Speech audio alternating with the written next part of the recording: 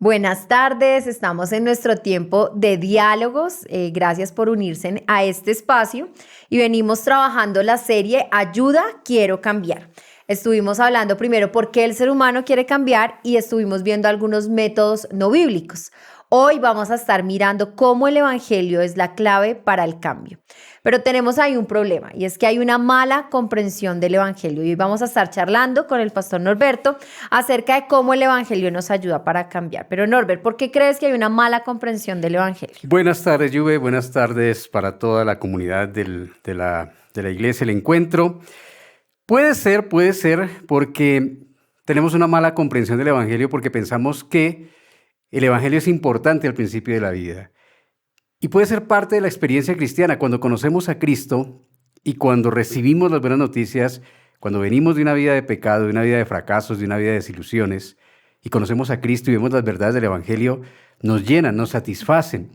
Pero al parecer mucha gente, muchos creyentes, muchos cristianos se quedan solo ahí, solamente lo ven como importante en el momento de la conversión, como la buena noticia que llega, pero se olvidan que el evangelio es importante para toda la vida y que la vida cristiana es algo progresivo, es un proceso que empieza con mi creencia en Cristo, pero que se da a lo largo de toda la vida.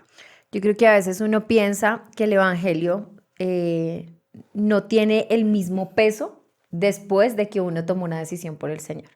Como que el mayor peso está ese día que yo dije, yo recibí al Señor como mi Señor y Salvador, pero que de ahí en adelante no tiene el mismo peso. Cuando el evangelio debe ser algo que hace parte, como lo decías, de todos los días, de reconocerme como pecador, de reconocer mi necesidad de Cristo y de cómo Cristo se hace palpable en esa necesidad. Y creo que para todos, aún para los chiquitos, para jóvenes, para ancianos, sí a veces inconscientemente concebimos el evangelio como algo que solo nos cambia en un momento de la vida y que después no tiene las mismas repercusiones ni la misma como relevancia en la vida del creyente. No sé cómo lo ves tú con los chicos, con las nuevas generaciones. Sí, es a veces difícil enseñarles, llevar a los jóvenes a que entiendan, a que analicen, a que comprendan que la vida cristiana se construye día a día y que el evangelio es algo que en la escritura habla mucho de recuerden, que el evangelio, las buenas nuevas, la palabra del Señor es algo que tenemos que traer a la memoria constantemente, porque como seres humanos tenemos la tendencia a olvidarnos, tenemos la tendencia a abrazar una verdad que es importante, que nos cambia la vida, pero en el camino, en las circunstancias del día a día, en las preocupaciones, en los afanes, en las carreras, en el cansancio, en tantas circunstancias que se dan en el día a día, se nos olvida realmente que el cambio viene a través de la identidad, viene a través del ser, que viene, no es algo porque se entiende que como que cambiamos nosotros y es mi esfuerzo. Entonces conozco a Cristo, sí, Él me salva, sí, Él me santifica, sí, Él me justifica, pero de aquí en adelante soy yo el que tengo que hacer las cosas. Soy yo el que tengo que hacer un listado y tomamos los mandamientos como un checklist, como algo que tengo que ir chuleando para agradar a Dios.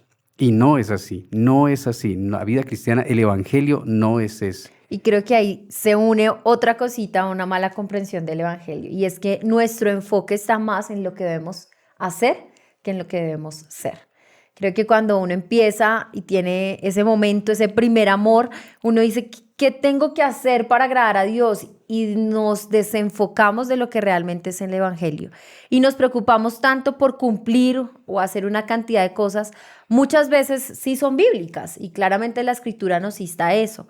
Otras las ha puesto la iglesia, los mismos creyentes que a veces no son bíblicas, y distorsionamos la verdadera comprensión del evangelio. Y de alguna manera aquello que es un regalo se nos convierte en una carga y perdemos el sabor de lo que es. Por lo menos para los que venimos de un contexto católico, que estábamos basados, cimentados en una verdad de tengo que hacer esto para agradar a Dios, tengo que hacer lo otro para agradar a Dios, debo cumplir esto, pues no es tan fácil asimilar la nueva verdad que la vida cristiana no depende de mis esfuerzos, de lo que yo pueda hacer, sino que depende de, como lo decías hace un rato, del ser, de la identidad del ser. Entonces, si no entendemos eso, que la vida cristiana no es simplemente un cambio de conducta, un cambio de hábitos, que no depende de mi autodisciplina, sino que depende de la identidad que tengo en Cristo, del cambio, de la transformación de la persona. Los cambios en la vida no se dan si no hay cambios desde el ser. Entonces, tratar de cambiar simplemente hábitos, cambiar conductas, es algo que delante de Dios casi que no tiene ningún valor. Los cambios que dan gloria a Dios, los cambios que agradan a Dios, los cambios que realmente son válidos delante de Él, son los cambios que vienen desde el ser, desde la persona, desde el interior y que se dan hacia el exterior. Tú mencionas un poco el contexto de aquellos que vienen, digamos, de la línea católica. ¿Por qué lo relacionas ahí un poco? Porque así vivíamos, se nos enseñó así, se nos enseñó más que la relación con Cristo, la conducta. Haz esto, no hagas esto. En general, más que haz esto, era no hagas esto, no debes hacer, no debes hacer, no debes hacer. Y es posible que también cuando conocemos a Cristo y vamos a la experiencia del cristianismo, traemos eso y empezamos a pensar qué no debo hacer. Y a veces en las predicaciones, en las enseñanzas, en los estudios bíblicos, también eso se da, no de una mala intención, pero no lo enfatizamos y no lo reforzamos desde el ser otra vez, sino es que si eres cristiano no debes hacer esto. Es que si tú eres cristiano no debes hacer lo otro. Es que si tú eres cristiano no debes hacer esto.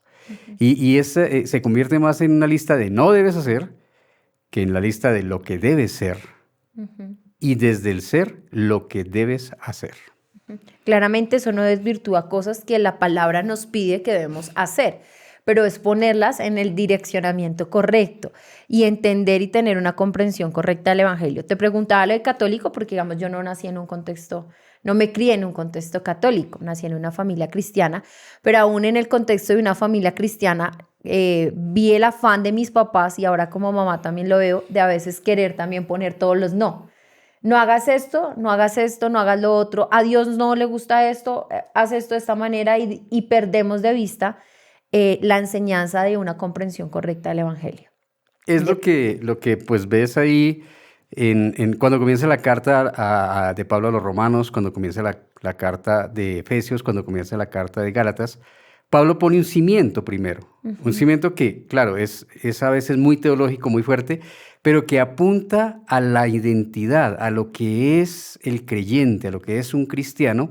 Y en las segundas partes, tanto de Romanos, tanto de Efesios como de Gálatas, es donde Pablo va a la práctica. Entonces, partiendo de que somos esto, en general la fórmula es la misma, entonces ahí sí Pablo dice, por tanto, y el por tanto también es una fórmula muy de Pablo, por tanto, transformaos, por tanto, no a la gritería, no a la maledicencia, por tanto, los frutos del Espíritu en Gálatas, por lo menos. Entonces, si uno ve el modelo de Pablo, Pablo siempre apuntaba a recuerden lo que son, miren a Cristo, piensen, trabajen, reflexionen y refuercen su identidad en Cristo, y lo demás, en un sentido, fluye, vendrá por añadidura, creo, no usando mal el pasaje de Mateo.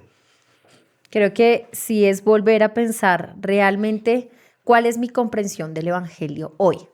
¿Cómo concibo yo hoy el Evangelio? ¿Lo estoy viendo desde las acciones? ¿Lo estoy viendo como solamente un momento de mi vida que ya pasó?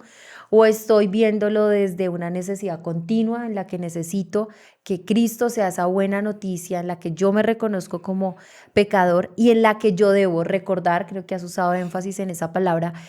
Nos debemos recordar una y otra vez quiénes somos en Cristo. Así que le pido que por un momento usted responda allí esta pregunta. ¿Cuál es su comprensión del Evangelio hoy?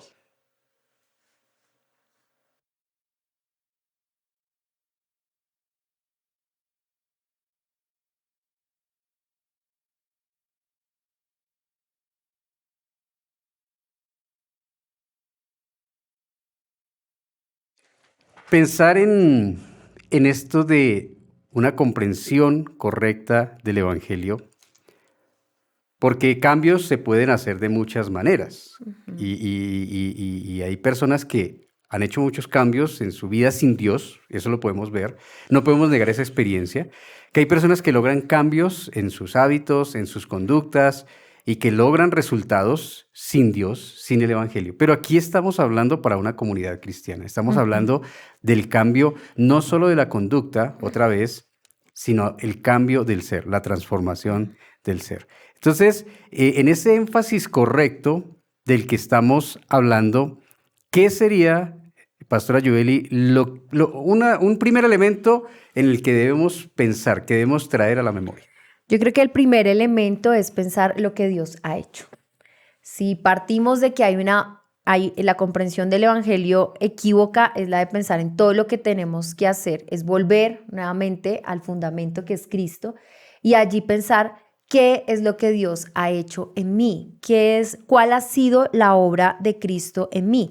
El hecho de que el Evangelio sea lo primero implica que solo los que creen en el Evangelio pueden cambiar y pueden glorificar a Dios. Y por ende yo tengo que preguntarme qué es lo que Dios ha hecho en mi vida, qué es lo que Dios ha transformado en mi corazón, qué cambios ha hecho que han sido significativos, que me permiten a mí crecer y comprenderme también de manera diferente. Miremos lo que dice Efesios. Vamos aquí a la Escritura, vamos a esta carta del apóstol Pablo, en la carta de los Efesios, en el capítulo 4, desde los versículos 20 al 24, leamos desde el 20. Dice, mas vosotros no habéis aprendido así a Cristo. Si en verdad le habéis oído y habéis sido por él enseñados conforme a la verdad que está en Jesús, en cuanto a la pasada manera de vivir, despójense o despojaos del viejo hombre que está viciado conforme a los deseos engañosos. 23, renuévense en el espíritu de su mente, pero miremos el 24 con más detenimiento. Vestíos del nuevo hombre, creados según Dios en la justicia y santidad de la verdad. Entonces, cuando hablamos del nuevo nacimiento, cuando hablamos de ese encuentro personal con Cristo, cuando hablamos de ese momento en que vimos a Cristo en nuestras vidas, nos lo presentaron a través de la palabra y experimentamos una transformación, experimentamos una nueva visión de la vida, experimentamos una nueva visión de la realidad del mundo. Dice la Escritura que fuimos creados. Dice el versículo 24, ese nuevo hombre, esa nueva mujer ha sido creada según Dios en justicia y santidad de la verdad. Entonces lo primero que debemos recordar en cuanto a lo que Dios ha hecho por nosotros es que hemos sido creados, hemos nacido de nuevo y ahora las características de ese nuevo nacimiento es justicia y verdad. Creo que es lindo recordar lo que Cristo ha hecho, ¿no? Uno a veces lo sabe, pero volver a pensar qué es lo que Dios ha hecho en mi vida es como volver a ver su gracia en mí, volver a recordar que no fue por mis méritos, sino por su amor, que no fue un plan B, todo el plan de redención, sino fue desde el principio aquello que estaba en el corazón de Dios para reconciliarnos con Él. Así que nos hace sentir también esperanza. En vez de ser una carga, nos hace sentir esperanza. ¿Qué es lo que Dios ha hecho en mi vida? Y al pensar qué es lo que Dios ha hecho en mi vida, pasamos a lo siguiente. Hay motivos correctos. Hay motivos correctos en mi corazón porque no voy a cambiar por autosatisfacer mis propias necesidades, por decir lo he logrado, sino que realmente voy a cambiar porque yo deseo darle gloria y honra a Dios. Y Hebreos 11:6 dice, pero sin fe es imposible agradar a Dios, porque es necesario que el que se acerca a Dios crea que le hay y que es galardonador de los que le buscan. Y me gusta este pasaje porque la fe es creer en lo que Dios ha hecho. Es creer en la obra de Cristo en nosotros y en la medida que yo tengo fe en eso, voy a poder agradar a Dios. Y es pensar que el énfasis correcto es ver lo que Dios ha hecho en mí. ¿Y eso en la práctica qué es? Yo tengo problemas, lo expresaba fuera de cámaras, con la palabra debemos. Entiendo que hay cosas en la Escritura que nos dice debemos y hay cosas que hay que hacer, sí, porque son mandamientos. Pero si lo planteamos y le cambiamos la perspectiva y en vez de decir debemos perdonar al que nos ha hecho un daño, al que nos ha agraviado, si pensamos yo puedo perdonar, estoy capacitado para perdonar y me agrada y qué maravilloso perdonar, porque Cristo me ha perdonado. Es cuando traigo a la memoria otra vez, por eso es importante esta palabra de recordar, traer a la memoria todo lo que Cristo me ha perdonado, no solamente antes de conocerle, aún después de conocerle todo lo que me ha perdonado. Creo que es más natural, fluye, otra vez fluye, viene del ser el perdonar al otro. Cuando la Escritura me dice amar al otro, amarás a tu prójimo, amarás a los que te rodean, amarás a tu familia, amarás aún a tu enemigo. Cuando pienso en el amor de Cristo, cuando reflexiono en el amor de Dios, no pasa eso, no viene a la mente es que debo amar al otro. No, es que Dios me ha amado y su amor me ha inundado de tal manera, su amor me ha llenado de tal manera que simplemente amar al otro fluye, sale, es natural, ¿no? Es natural. Entonces, otra vez, si el Evangelio ha entrado, si hemos visto a Cristo, si tenemos una relación con Cristo, si hemos comprendido el énfasis correcto del Evangelio, lo demás fluye. Creo que lo dijiste en 2 ejemplos claros. Lo que Dios ha hecho, dijiste, nos ha perdonado y nos ha amado. Y de alguna manera, al realmente vivir en esa verdad, fluye el poder perdonar a otros y amar a otros. Esa es de una manera práctica que podemos encontrar el énfasis correcto del Evangelio.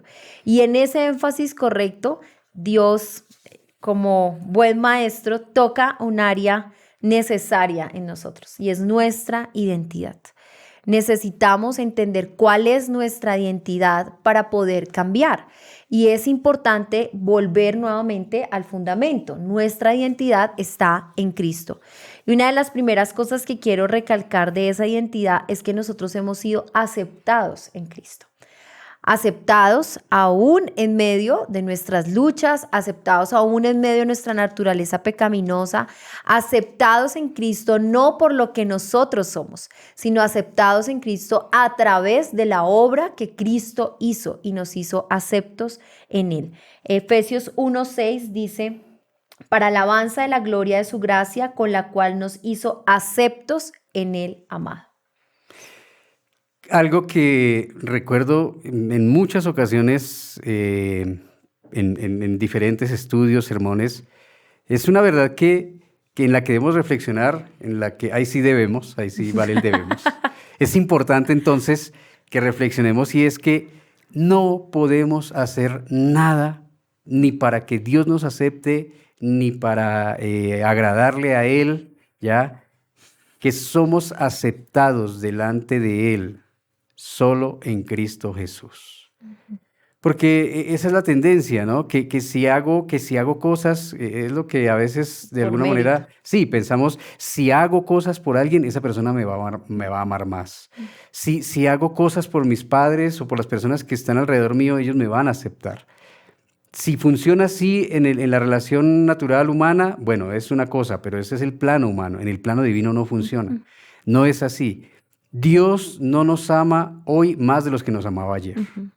Ni podemos hacer algo para que Él nos ame más o nos acepte más hoy de lo que nos aceptaba ayer.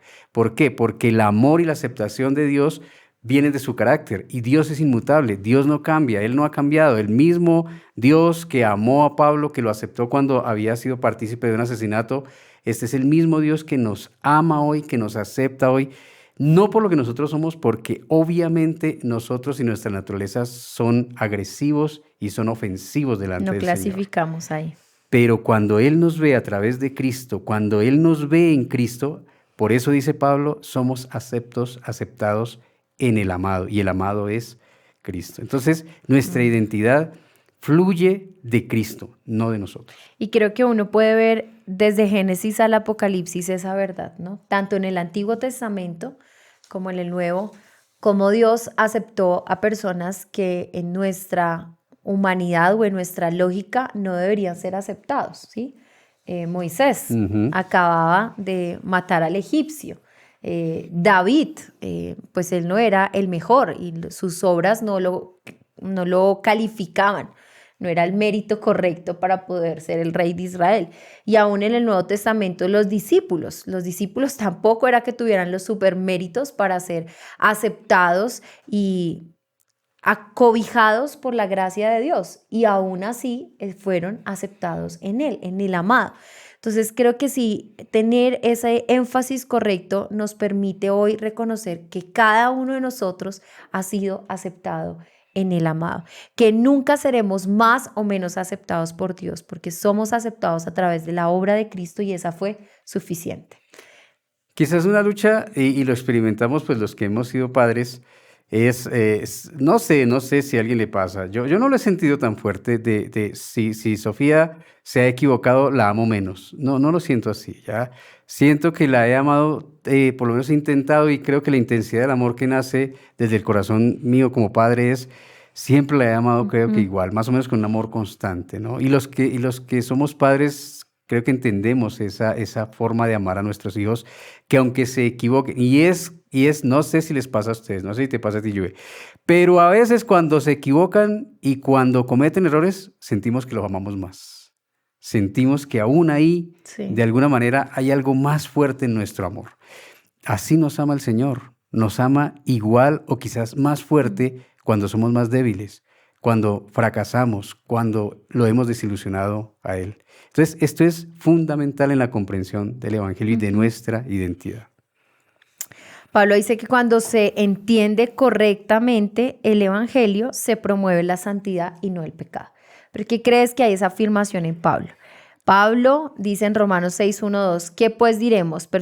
¿Perseveraremos en el pecado para que la gracia abunde? En ninguna manera, porque lo que hemos muerto al pecado, ¿cómo viviremos aún en él? Y de alguna manera está diciendo, cuando entendemos correctamente el Evangelio, se promueve la santidad y no el pecado.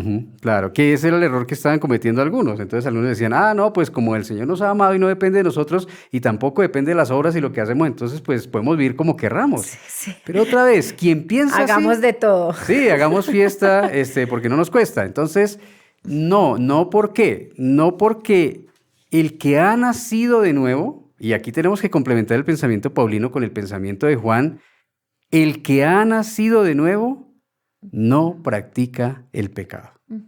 El que ha conocido a Dios, el que ha sido transformado desde el nivel del ser, desde lo profundo de su interior, por naturaleza odia el pecado, por naturaleza siente aversión, siente repulsión hacia el pecado, por naturaleza. Y por naturaleza no practica el pecado. Entonces, no, ojo porque eso ya es torcer el Evangelio, o sea, decir que porque el Evangelio es por gracia y misericordia, entonces no importa lo que yo haga, esa es una mala comprensión del Evangelio, es una tergiversación de la Escritura y por eso tenemos que complementar lo uno con lo otro. Entonces ahí está lo que dice Juan, si quieres, Lluve, por favor lo lees, Primera de Juan 3, 8 al 9. Primera de Juan 3, 8 al 9 dice, el que practica el pecado es del diablo, porque el diablo peca desde el principio. Para esto apareció el Hijo de Dios, para deshacer las obras del diablo. Todo aquel que es nacido de Dios no practica el pecado, porque la simiente de Dios permanece en él y no puede pecar porque es nacido de Dios. Ya, te compartía aquí fuera de cámaras que cuando en sexto le enseño a los chicos de sexto, que son adolescentes, la nueva identidad en Cristo y por qué no practicamos el pecado, cómo saber que somos hijos de Dios, porque aquí lo que está diciendo Juan está describiendo cómo es el Hijo de Dios. Y claramente él dice, el Hijo de Dios, el que ha nacido de nuevo, no practica el pecado. Entonces yo les digo a los chicos, no sé si les ha pasado que a veces uno va distraído por el camino de la vida, con un celular o pensando en una cosa o está viendo por allá el horizonte y en una acera, en un andén, o mete el pie en un charco con agua o mete el pie en un excremento de perro, que puede pasar en cualquier momento y creo que a todos nos ha pasado esa experiencia, ay, me unté, ay, Dios mío, y ahora, uy. O llega uno y se sube a un auto y oliendo, ¿y qué le pasó? Y no, uy, no, fui yo. Entonces yo les digo a los chicos, mire, una cosa es ir por el camino de la vida y pisar, caer, ¿no? Equivocarse. Y otra cosa es andar buscando todos los charcos para meterse ahí como un marranito recién lavado.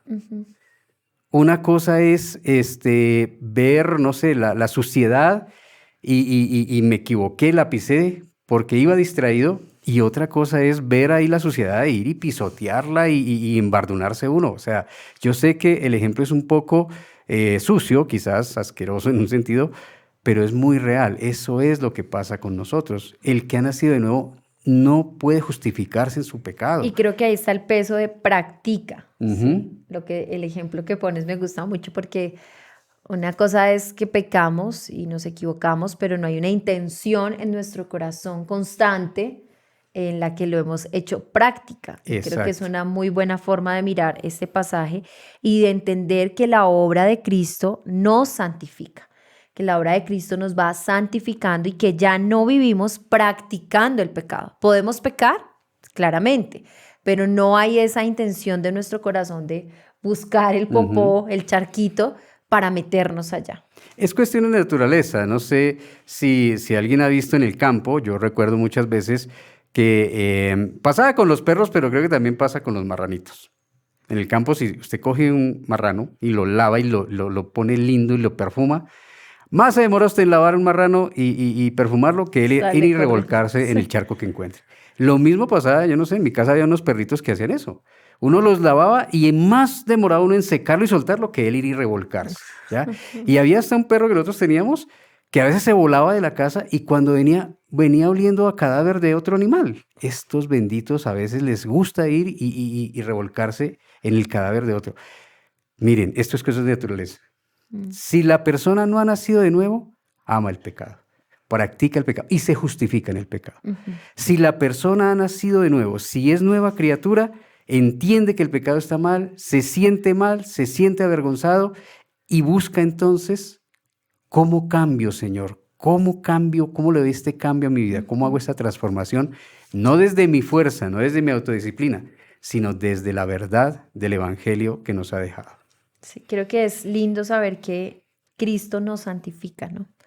Que en Él sí podemos ver su obra y que la santificación es algo en lo que vamos creciendo, en la manera que Dios obra en nosotros a través de su Espíritu Santo. Y el saber que podemos y que el Evangelio promueve la santidad en nosotros, pues nos alienta. Hay un pasaje en Romanos 6:22, dice, mas ahora que habéis sido libertados del pecado y hechos siervos de Dios, tenéis por vuestro fruto la santificación. Y miren que lo pone como un fruto.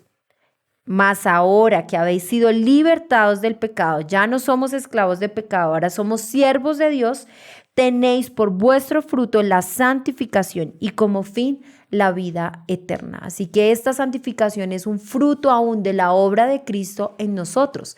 Y en esa santificación es que podemos decir somos más a la imagen de Cristo. Creo que ahí vuelve y pesa nuevamente Ujú. recordar quiénes somos en Cristo. Y mencionaste harto esta palabra y quisiera que dieras un poquito más de peso. ¿Por qué es tan importante recordar?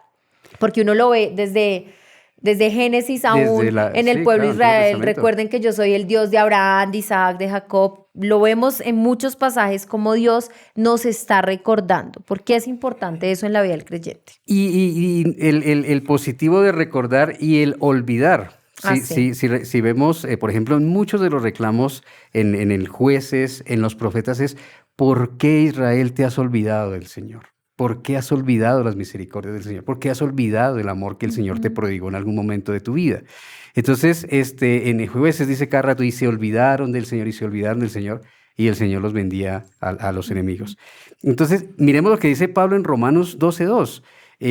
¿Cuál es el primer imperativo o exigencia inexcusable de Pablo a los romanos? En Romanos 12:2 dice, no se conformen a este siglo, transformaos por medio de la renovación de vuestro entendimiento. ¿Para qué? Para que puedan comprobar cuál ¿Cuál sea es? la buena Mm. voluntad de Dios, esa voluntad que es agradable y que es perfecta. Otra vez, no olvidemos lo que el Señor ha hecho y recordemos quiénes somos en Cristo. Recordemos que nuestra antigua naturaleza Ujú. murió en Cristo, quedó Ujú. crucificada en Cristo y que ya no somos esclavos del pecado. Uno de los problemas de Israel en el desierto en los 40 años es que Ellos estaban fuera de Egipto, pero su corazón seguía siendo un corazón de esclavo. Y muchas veces pasa eso con la experiencia del creyente. Ha salido de Egipto, del mundo ha salido, pero su corazón sigue siendo el corazón del esclavo. Y cuando el pecado se acerca otra vez, siente que debe someterse ante el pecado. Ese es el pensamiento que hay que transformar. El pecado no es mi amo ya. No es la naturaleza que me corresponde. La naturaleza que me corresponde, la que Dios ha creado en mí, como dice que hemos sido creados, es la naturaleza santa, simiente santa, dice la Escritura, simiente de justicia, simiente de verdad. Eso somos Y en creo Cristo. que ahí es cuando pesa ese recordar, porque los cristianos, puede que no lo hagamos de manera consciente, pero sí nos aferramos a ciertas etiquetas de nuestro pasado. Em, si yo luché con las mentiras, de alguna manera mi identidad todavía la arraigo a esa etiqueta. Y siento que eso de alguna manera me define y creo que es recordarnos que ya no soy más el hombre que solía ser, que ya mi pasado no está aferrado a ser esclava de esa etiqueta, sino que en Cristo yo puedo ser libre de eso. Y el pensar, el recordar quiénes somos en Cristo es recordar que Dios ya quitó ciertas etiquetas en nosotros, pero a veces esas etiquetas también se vuelven formas de justificarlos, ¿no? Yo soy así, no, pues yo lucho con mi carácter, eso ha sido siempre, Es y que nos aferramos siempre he sido a así. una etiqueta olvidando la obra de Cristo y olvidando quiénes somos en Cristo. Y creo que por eso el pasaje que leíste de Romanos es transformar por medio de la renovación vuestro entendimiento, porque a veces nuestra cabeza sí se queda en esa esclavitud. Y nos aferramos a aquellas cosas que nos definen o con las que luchamos. Y a veces decimos, pero ¿por qué Dios no nos quita esto? Pero es que nosotros tampoco queremos soltarlo. Nos creemos que eso es parte de nuestra identidad. Y sí echamos de lado aquellas cosas que Cristo ha hecho que sí nos dan una identidad en Él. Creo que sutilmente sí no queremos soltar ciertas etiquetas. Puede ser que es parte de nuestra naturaleza, ¿no? Hay algo en nuestra mente que nos lleva a, ay, no, es que yo aún soy un borracho o soy un inmoral o soy, Lujurioso, sí, un lujurioso, chismosa.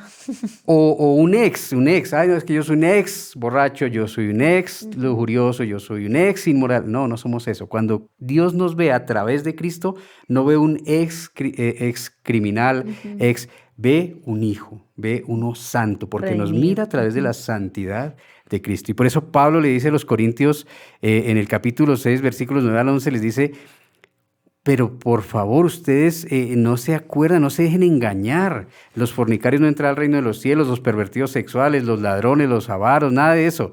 Eso eran algunos de ustedes. Pero por favor, ya han sido lavados, ya han sido santificados, ya han sido justificados en el nombre del Señor Jesucristo y por su Santo Espíritu. Si hemos nacido de nuevo, si hemos tenido ese encuentro personal transformador, ese nuevo nacimiento en Cristo, nuestra identidad ya ha cambiado. Pablo nunca dice, bueno, voy a escribirle a esos ex inmorales de Corinto. Sí. No, dice santos y amados en el Señor. Y así nos ve el Señor. Si el Señor nos ve así, nosotros tenemos que aprender a vernos así. Y ojo, porque aquí estamos hablando de mí, no estoy hablando de los demás. Y no estoy hablando de cómo tu te veo a ti, propio corazón. ni cómo veo a los demás. El cambio, quizás aquí hay un paréntesis que hay que meter. Todo cambio empieza adentro, en mi corazón, no en las circunstancias externas. Si yo voy a esperar que las circunstancias externas cambien para que yo pueda cambiar, terminará mi vida y no veré nunca el cambio.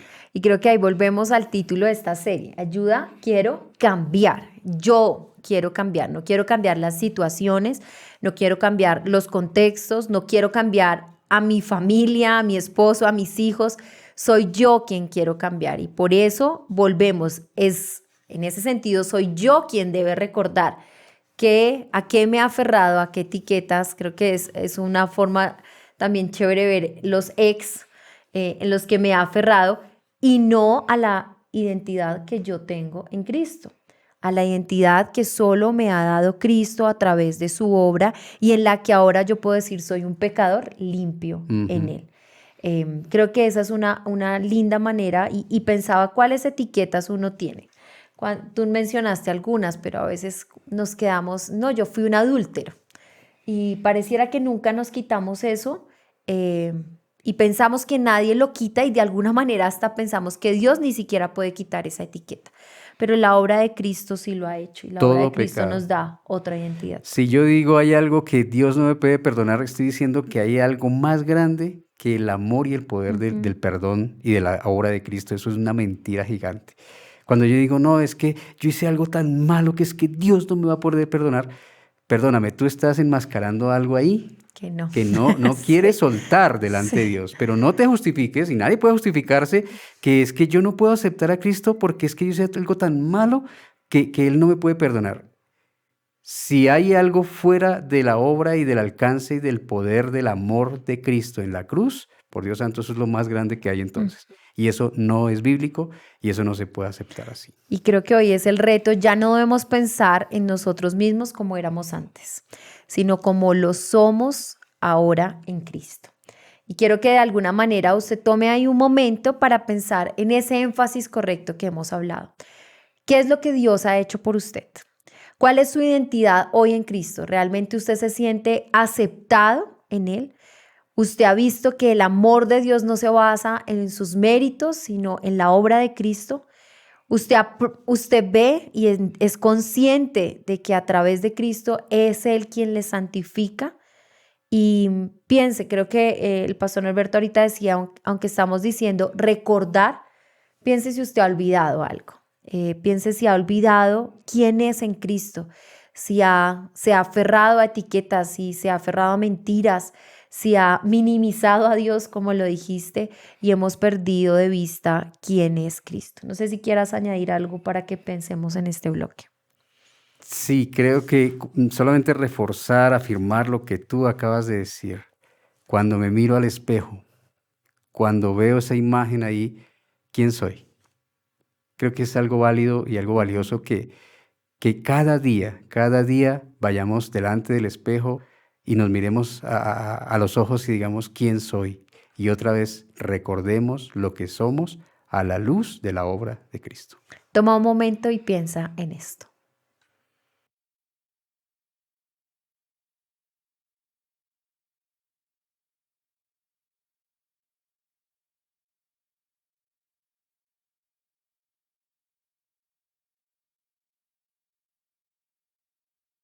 Bueno, después de pensar en esto y de tomar unos momentos para reflexionar, ¿por qué entonces nos inclinamos tanto hacia el pecado?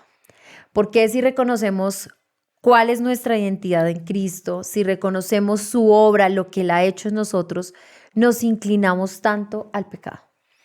Bueno, negar que el pecado produce placer es algo tonto. Puede ser que ni siquiera la Escritura dice eso. O sea, tengamos claridad que alguien dirá, eso es una herejía, eso es una cosa espantosa lo que Sí. usted está diciendo, pero espéreme un momentico y vamos rumiando un poquito el argumento. Cuando en Hebreos 11, capítulo 11, versículos 24 y 25, cuando el escritor de Hebreos está pensando en lo que vivió Moisés y cuando él dejó el palacio de el faraón allí en Egipto, ¿qué dice? ¿Nos puedes leer, por favor, Pastora Yubeli? ¿Qué Por dice? la fe Moisés, hecho ya grande, rehusó llamarse hijo de la hija de Faraón, escogiendo antes ser maltratado con el pueblo de Dios que gozar de los deleites temporales del pecado. Entonces, el mismo escritor de Hebreos está reconociendo en el versículo 25 que Moisés tomó una decisión y la decisión fue vivir el maltrato, vivir la persecución con su pueblo, que gozar de los deleites temporales del pecado. Y une esa palabra de gozo con pecado, ¿no? Del Ya. deleite temporal del pecado. 3 palabras ahí, ¿no? Gozo, deleite, temporal. Ahora, ¿el pecado produce gozo, deleite temporal? Sí. Sí. Sí, o sea, puede ser que, bueno, bíblicamente tenemos aquí un argumento, y en la experiencia cualquiera que es humano, a menos que sea extraterrestre, pero si es humano, sabe y tiene conciencia de pecado, sabe que de alguna manera el pecado trae algo de satisfacción. ¿Ya? Entonces tenemos que partir desde ese punto. Y creo que pongámoslo en ejemplos para entenderlo un poquito. La fornicación. La fornicación produce un gozo, Claro. sí, un deleite, sí, y es temporal. Yo he visto muchos borrachos felices. Otro ejemplo, como para que podamos comprender el concepto. ¿Mm? Creo que aún cosas de pronto más sencillas, como el chisme. El chisme hasta nos puede producir gozo. Claro. Querer saber, nos produce cierto deleite, querer averiguar qué es lo que está pasando. Pero también es algo temporal. Sí, la glotonería, Ujú. comer es lo más rico del mundo. Pero si lo hacemos en exceso, también es un gozo, es un deleite y es temporal. Creo que de pronto con esos ejemplos dejar un poquito más claro a lo que queremos apuntar. El pecado, nos inclinamos al pecado porque sí en eso encontramos un gozo, un deleite, algo temporal. Y eso lo podemos resumir de alguna manera, es porque nos satisface. Ujú. Satisface una necesidad que tengamos. Y por eso a veces el pecado lo justificamos, ¿sí? ¿Por qué te metiste en esta relación que sabías que no honraba al Señor? Porque me siento sola.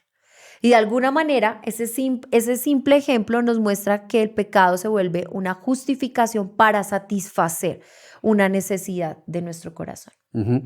Ahora, ya dejamos claro que sí hay satisfacción, no podemos negar eso. Ahora, ¿qué dice, por ejemplo, Isaías 55, 1 al 2? Dice el Señor, por medio del profeta al pueblo de Israel, le dice, vengan a las aguas todos los que tienen sed, vengan, compren a comer los que no tienen dinero, vengan, compren vino, compren leche, no paguen, sin pago alguno. Y luego les pregunta, ¿por qué gastan el dinero en lo que no es pan y su salario en lo que no satisface?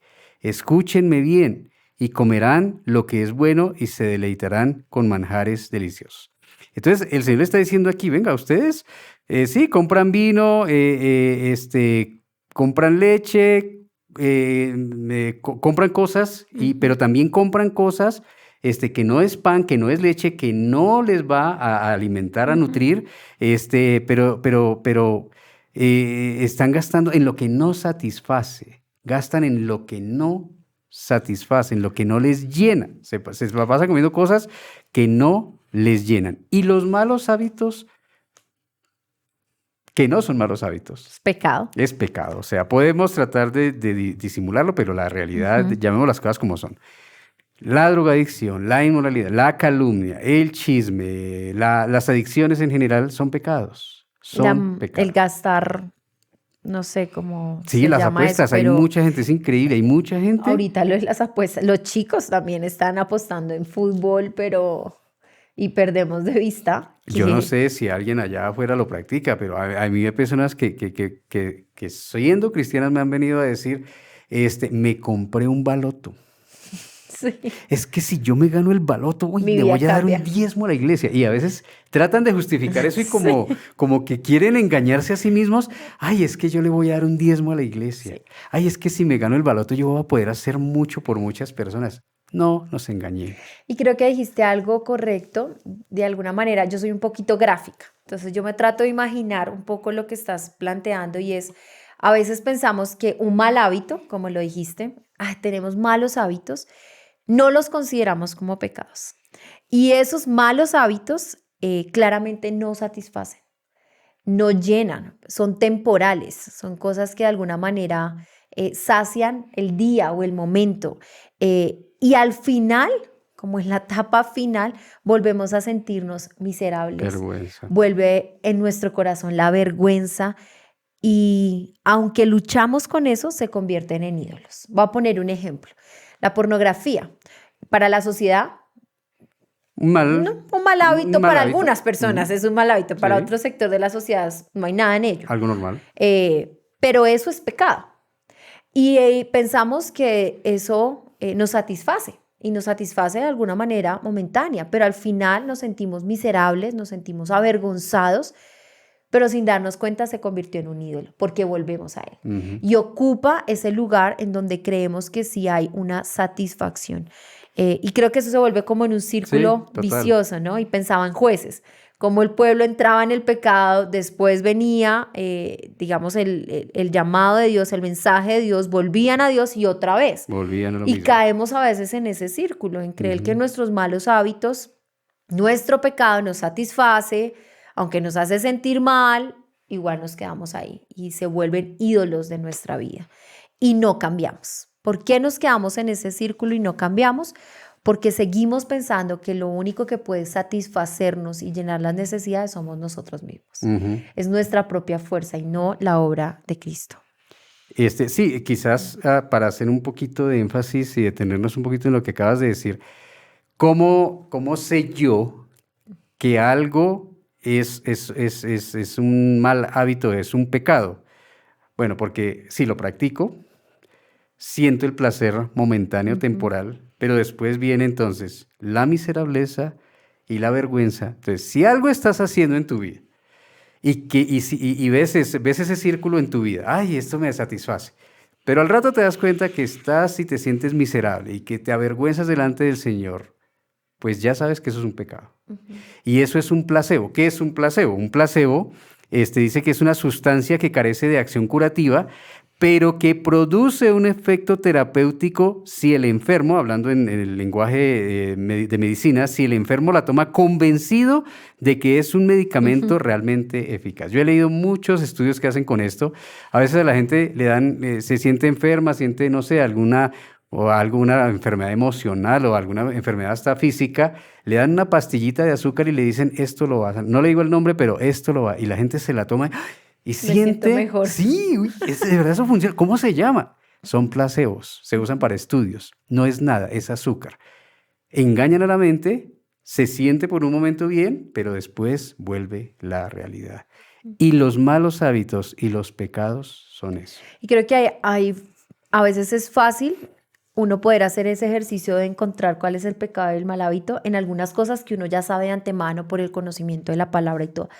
Pero hay otras que se vuelven sutiles. Voy a poner el ejemplo de una, la ira. La ira se vuelve algo sutil que uno podría decir, no, pero no estoy pecando. Pero realmente cuando me desbordo en ira, satisfago el poder desahogarme, mi catarsis, pero al final me voy a sentir miserable, me voy a sentir avergonzado porque hice o dije cosas que no debía decir. Y de pronto este es un ejemplo de esos aspectos sutiles en los que sí debemos preguntarnos lo que estás diciendo. Em, ¿Cómo combatimos todo esto? Con pensar que realmente Cristo es suficiente. Ujú. Y pienso mucho en el pasaje de Juan 6:35, y quiero leerlo. Yo soy el pan de vida. El que a mí viene nunca pasará hambre, y el que en mí cree nunca volverá a tener sed. Claramente uno sabe que este pasaje hace referencia a Cristo, pero cuando el pan de vida no es Cristo, ¿cuál es el pan que estamos comiendo?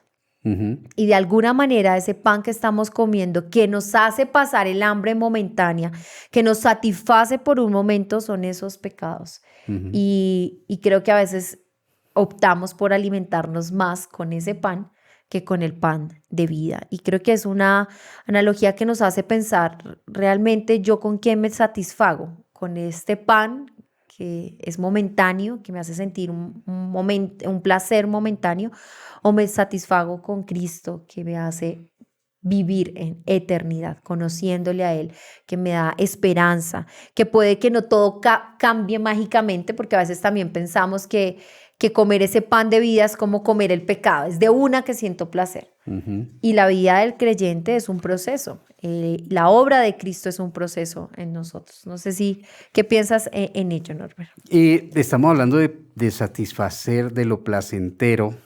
Entonces, claro, una cosa es en el aspecto natural Ujú. listo, bueno, no sé, ya me han dicho por mil circunstancias, por muchas razones, porque me lo han dicho los médicos, o sea, tengo que tener una dieta sana. Entonces tengo que Ujú. comer pan, saludable, que no tenga no sé qué, que tenga bajito Gluten. aquello, todas esas cosas, ¿listo?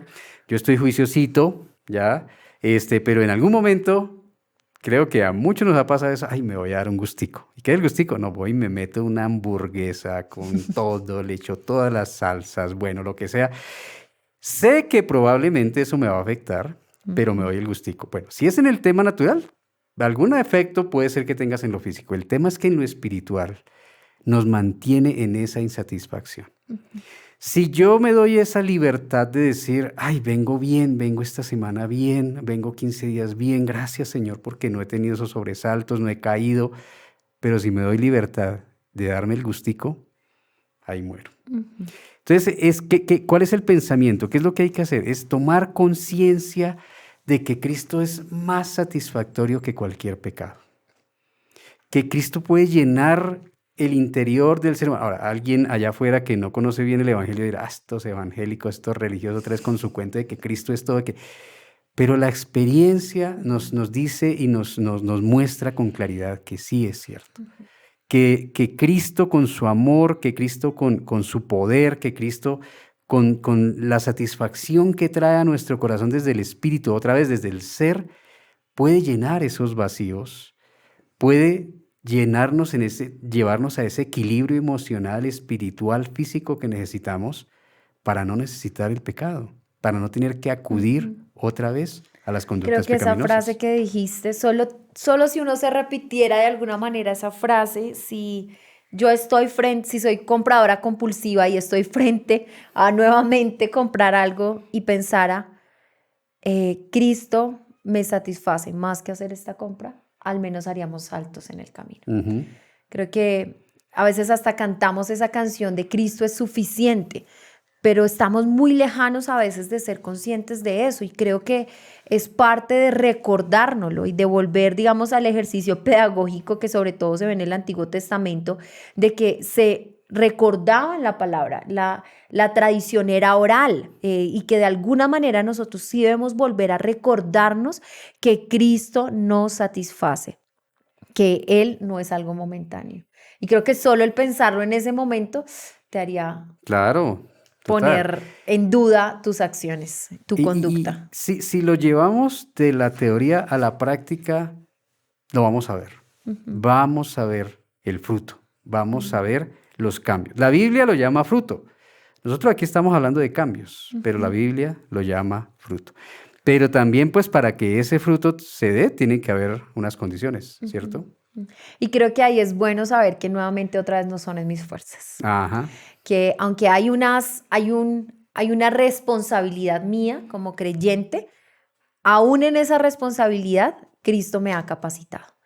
Cristo me ha capacitado para poder dar fruto. Cristo me ha capacitado para poder cambiar. ¿Y de qué manera Cristo nos capacita? Y quiero que leamos Juan 15, si lo puedes leer, Norbert. Juan 15, versículo 5. Yo soy la vid, ustedes son las ramas. El que permanece en mí, como yo en él, dará mucho fruto, verá cambios. Separados de mí, ustedes no pueden hacer nada y no verán cambios duraderos en su vida. Creo que al parafrasearlo uno vuelve y entiende otra vez, ¿no? Si quieres, vuélvelo a leer así parafraseado para que usted piense. Piensen en primer diálogo que hicimos la pregunta, ¿usted en qué quiere cambiar? Ahora con eso vuelva a recordar qué es en lo que usted hoy quiere cambiar en su vida y escuche este pasaje. En clave de cambio, Juan 15:5, yo soy la vid, ustedes son las ramas. El que permanece en mí, como yo en él, dará mucho fruto o verá muchos cambios. Separados de mí, Iglesia del Encuentro, separados de mí, Norberto, separados de mí, Yubeli, ustedes no verán cambios duraderos en sus vidas. Es lindo saber que aún esos cambios Dios nos ha capacitado en la medida que permanezcamos en Él. ¿Cómo permanecemos en Él? ¿Cómo podemos realmente gozar y tener vidas transformadas para la gloria de Dios permaneciendo en Él? Y este pasaje, si usted puede después leerlo con más tiempo, todo el capítulo de Juan 15, al menos pone 3 cosas en las que nos invita a permanecer en la palabra. Creo que es esa primera. ¿Cómo permanezco en Cristo? Al llenar mi mente de la palabra.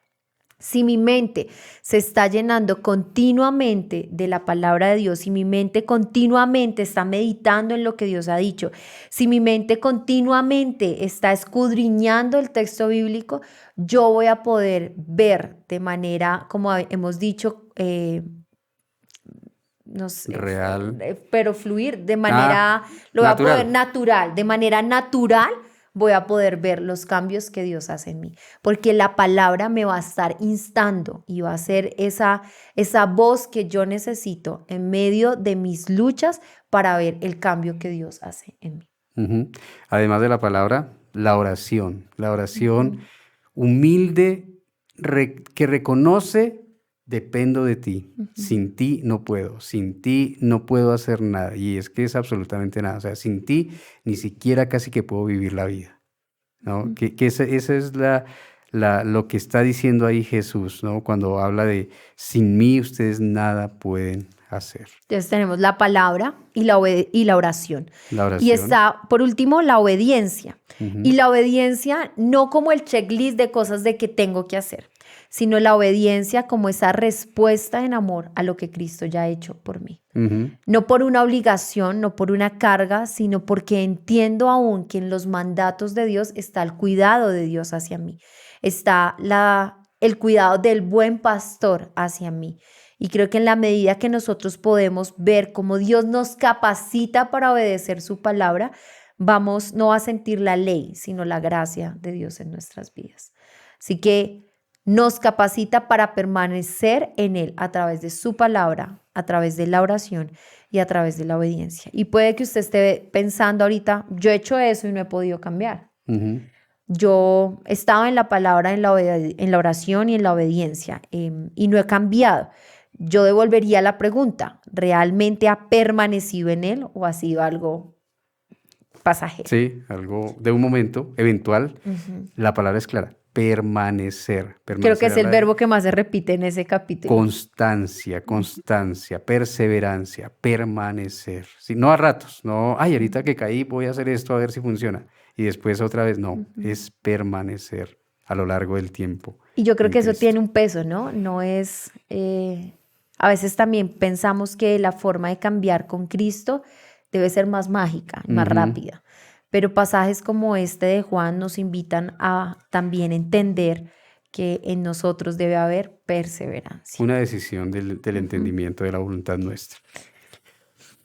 Creo que con esto queremos de alguna manera resumir cómo el Evangelio es la clave para el cambio, cómo el Evangelio realmente nos permite cambiar y de alguna manera creo que tanto Norbert como yo primero hemos charlado y hablado y queremos animarles a tomar conciencia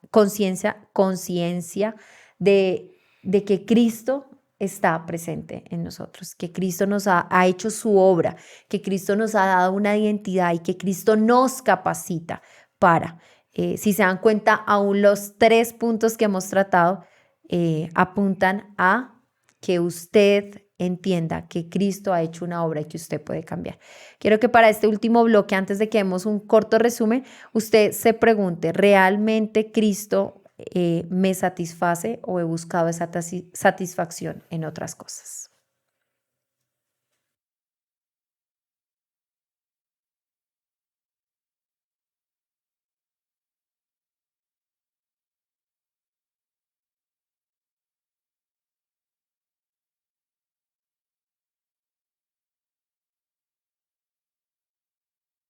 Entonces, el cambio inicia con el Evangelio. Y ese inicio es que recordamos lo que Dios ha hecho por nosotros al liberarnos del pecado y aceptarnos y hacernos unas nuevas criaturas. Cambiamos cuando entendemos nuestra identidad en Cristo. Cambiamos cuando entendemos que somos aceptados, que el amor de Dios se basa en la obra de Cristo, que Él nos lleva en santificación y que Él es nuestro fundamento en todos nuestros aspectos de la vida. Cuando recordamos esa identidad, cuando traemos a la mente intencionalmente quiénes somos ahora, rechazando toda mentira, rechazando todo engaño aún de nuestra mente y del exterior, y nos damos a ser transformados por medio de la renovación de nuestro pensar, de nuestro entendimiento. Cuando esa transformación viene, entonces vienen los cambios a nuestra vida. Nos sentimos satisfechos en Cristo y nos sentimos satisfechos en Él porque su obra, porque Él es suficiente. No minimicemos a Dios, sino veamos que Él realmente es suficiente. Y cuando probamos esa satisfacción, ese gozo, ese gusto, ese deleite, ese sabor tan especial, esa alegría tan especial, ese sentimiento interior, esa sensación tan especial de satisfacción del interior, desde lo espiritual, desde lo emocional de Cristo, permanecemos en Él.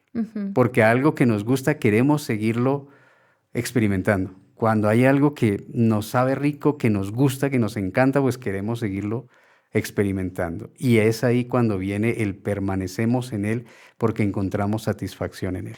Y permanecemos en llenándonos de la palabra de Dios, en oración y en obediencia a Él. A sus mandamientos. Y ahí veremos el fruto, el cambio. Así que le animamos a que pueda ahí escribir en el chat qué le habló hoy el Señor, en qué le desafía en estos cambios que usted quiere hacer en su vida, porque al escribir también nos enriquecemos el leerlos todos juntos. Gracias por estar con nosotros. Gracias, Norbert, por este tiempo. Dios los bendiga. Feliz noche para todos. Dios te bendiga, Yubeli. Gracias. Vale, que Dios les bendiga.